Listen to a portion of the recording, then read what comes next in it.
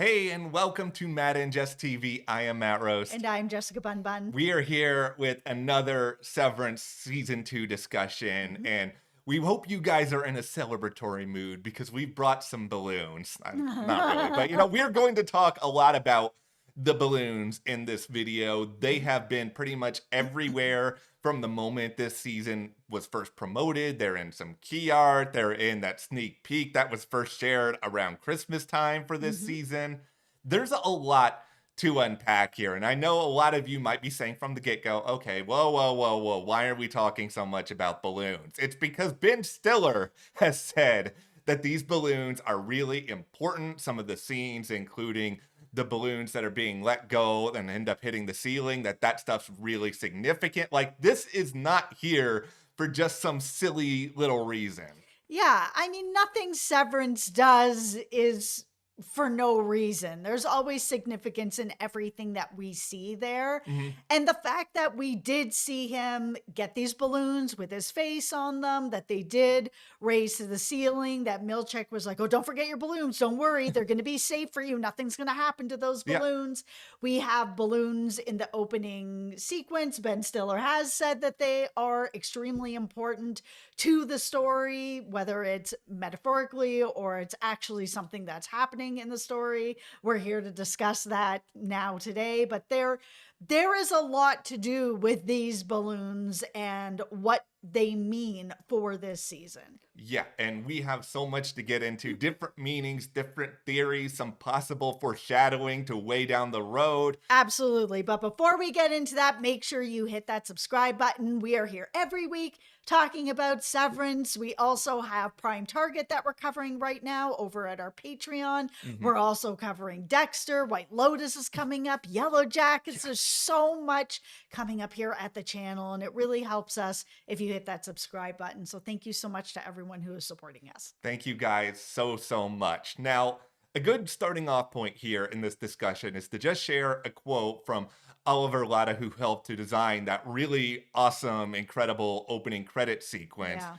He spoke to the LA Times, and in this, he basically said, a balloon is something made out of air, nothing real, same as memories or stuff which is not physical, but happens in the head. Everything centered around the human brain. And just, like, that quote itself speaks a lot to the idea of consciousness, subconsciousness, the fleeting nature of that. Balloons themselves are very fleeting. You have them, then they're gone, then they deflate. But in this same interview, we also did note that there is a more literal way they factor into the show this season, but of course, could not say anything more on that subject. Yeah.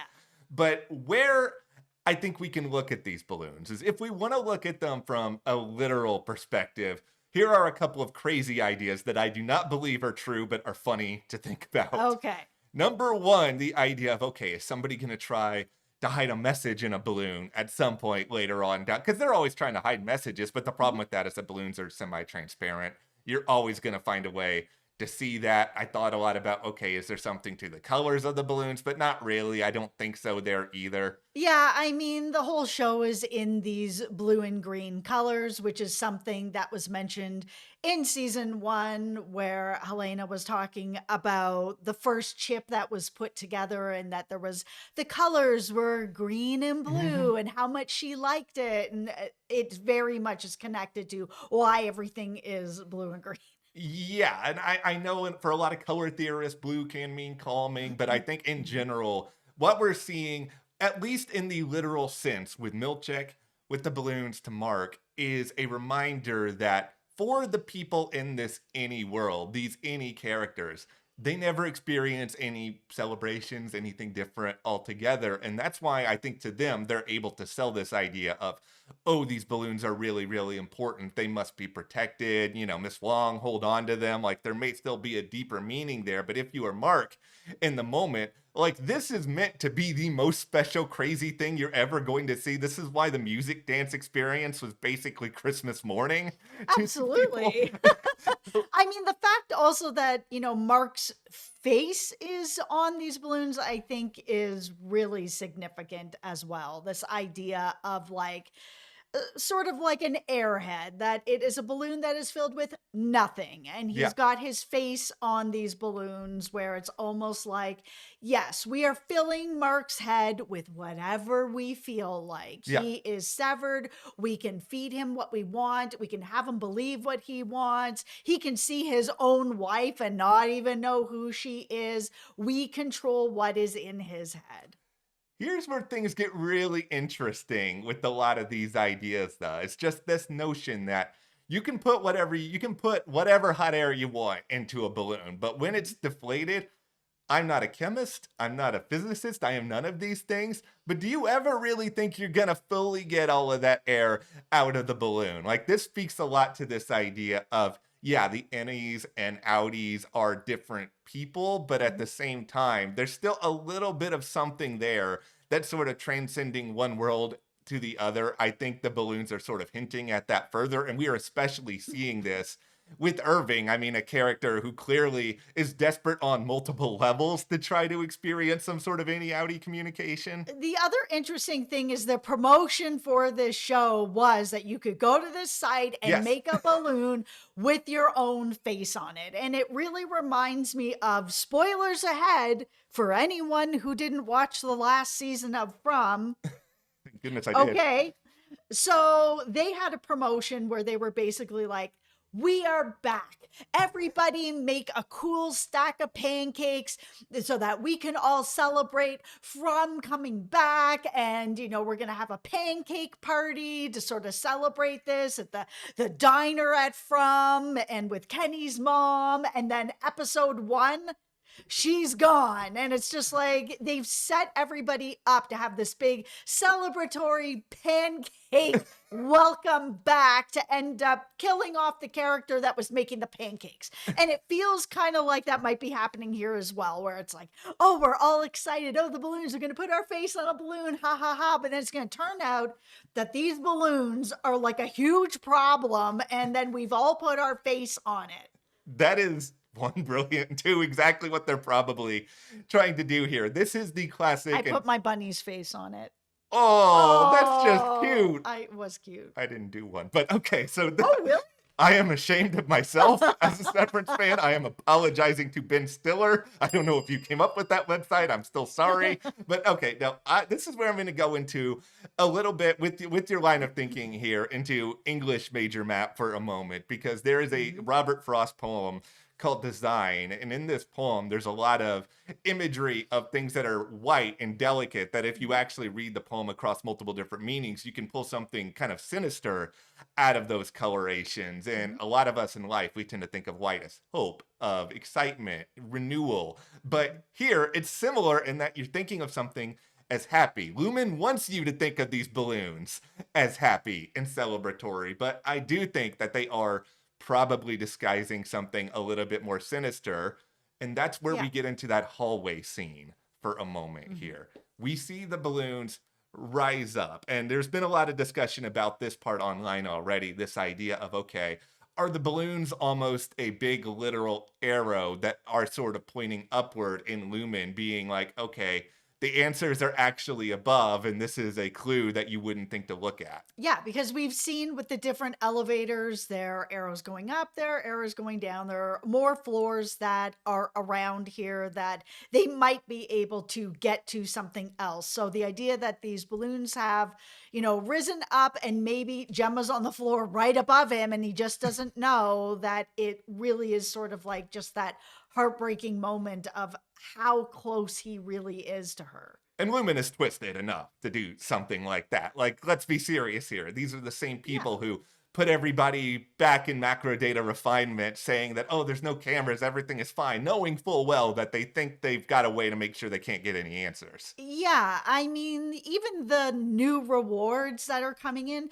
pineapple bobbing, or here's this house of mirrors, and Irv looks like really scared. A lot of the things that they're giving to them feel like things that are just here to control. And that's the same with these balloons. Okay, let's get now and put on your tinfoil hats, because I'm going to get into now what I think the balloons really mean here. Okay.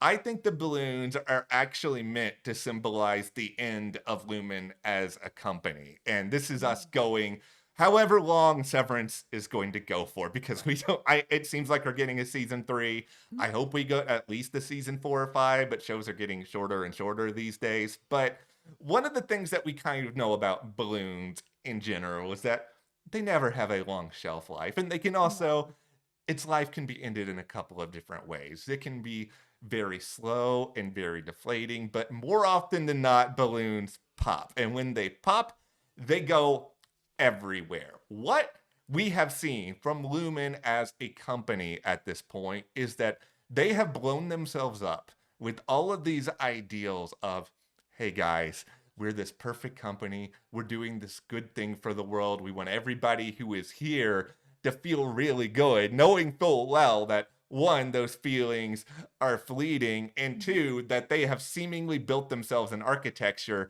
to where these balloons will never pop because they think that they are smarter than everyone else. And we have seen 100 examples of that at this point, that they always think that they are so many steps ahead. Yeah, and if the real goal of this company and Kier's vision Yeah, is to basically collect everybody on Earth and yeah, have everybody be severed and have everybody's head filled with Kier's vision and thoughts and whatever, they probably think that their balloon is never going to pop yeah, because if they can convince enough people to come in to get severed, whether it's through tragedy like what happened with Mark or loneliness or even against their will. I still feel that Gemma is there against her will, that she did not sign up to be hmm, severed, that she is permanently severed, and the people that don't agree and come in willingly are all going to be permanently severed anyways. and they're using such care with the literal balloons on the show to the point where,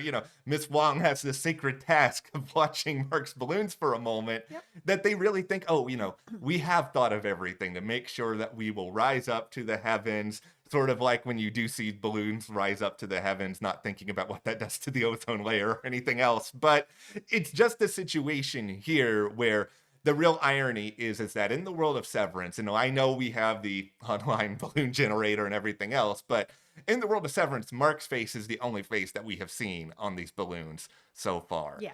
It's really representative of the fact that Mark's going to be the person that pops the balloon that is Lumen at some point in the show. They think that they have taken away the metaphorical needle out of MDR. They think that they've surrounded him in ways in which that won't happen, that they have somebody watching the balloons even to make sure that they're not going to pop. But the reality is that you can't control everything in society. And I don't know if it's going to be this season, but I actually do kind of think that this season we are going to see the balloon pop because that goes along the lines of the tease that we shared earlier in this video from Oliver Lotta, that there's something literal coming later this season, because just even in the extent that Lumen gets exposed at the end of this season, does that really mean that they're done? I don't think they have so much money and so much power. Yeah, they won't be done. I mean, they already were up against it when the four outies are out here being like, this is what's happening to us. Everybody listen to us. They're in the Yeah, news. Everybody is starting to kind of listen. And then they put out this video and is like, hey, everything is fine. They're heroes. Look, they've come back to work for us. And so everything is okay. Helly's put out this terrible apology yeah, video of her like, I was on non-lumen medication and I drank too much and I joked and I lied and yeah, now we're here, so don't listen to me, it was terrible, no tears video she put out, and yeah, all of it was enough to convince some of the public that everything is going to be okay. It's really, how are they going to get to the point that they are going to be able to pop the company and be able to go forward? And a lot of it is going to be on Mark. yeah, How long can they continue to keep Mark in this position where he thinks he has a chance yeah, to find out about Gemma, to continue him working to be able to do whatever it is he's doing, reprogramming her, bringing her back to life, yeah, whatever it is that he's doing, filling up that bar from 68%. He is the only person seemingly that is able to do this, I think, because he has an intuitive connection with her, and that's yeah. how he's able to do that. But once it hits 100%, is Mark just out? Boop. somehow, some way, Mark's gonna find that needle. He's gonna pop this balloon. I think it's gonna happen at the end of this season, but I think Lumen's response to this is sort of similar where you're at a party and there's some reckless teenager that's there and is just like, look what I can do. And then they pop a balloon. You get really mad for a second. Wow, so reckless. I know. How dare you, teenager? See, I say most of this because I'm just upset. I'm like, well, I do a lot of walking, and there's all these teenagers that have pushed all these shopping carts into this ravine that I'm just like, why are you guys doing this, reckless teenagers? But anyway, I just think that what happens in this party setting is you're just like, okay, well, I guess I'm going to make more balloons. And I think that's what Lumen thinks they're going to be able to do. But at the end of the day, at a certain point, you just get tired of balloons if you're a party goer and you're just like, I don't want to listen to more of these people pop. And that's sort of representative of this idea that sooner or later, Lumen is going to lose their influence on society. And I don't think this company is going to have a happy ending. And maybe this is the optimist in me. I just don't imagine a world in which Ben Stiller and Dan Erickson, I mean, Ben Stiller in particular, think about how many times he's made us happy over the years. Is he really going to deliver a depressing ending at the end of this show? I think you should put your hard hat on because I think it's going to be a really hard ending. I think that our 4 people will probably get out of this okay. And then they'll do the big pullback where it's like, well, we're in like, 200 countries and this is just going on and on and on and on. And while we're going to have like a good news, bad news situation. Yeah. Our 4 are going to get out of it, but the company's still going to company. It's kind of just the way that it's just looking at a message of how corporations are working right now, where it's like, okay, we can all make decisions for ourselves of like, every dollar we spend and where we put our money goes towards the type of life that we want to see and the type of world that we want to live in. But it's kind of like, okay, but at the same time, these big corporations are going to continue to be bad and do these bad things, and there's no real way to stop them. Yeah, they're all just full of, another pun intended here, hot air. But Right. we will see what happens with the balloons moving forward. Who knows? Maybe there is a more literal way they're going to be implemented in some sort of elaborate Lumen-esque heist that goes on that I would be all for. But right now, I am leaning heavily on the foreshadowing angle of them. But what are you guys' theories on the balloons? What do you think they mean? Is there a literal clue that you think that we might have missed here? Let us know in the comments and hit that subscribe button now for more Severance reactions, reviews, theories, all of that good stuff. You can support us further by joining our Patreon. We've got a link in the description below. As Jess mentioned earlier, we are covering their Prime Target on Apple TV Plus exclusively in video form. Really fun show, as well as The Pit over on Max. Yep. Thank you guys. We'll see you here next time.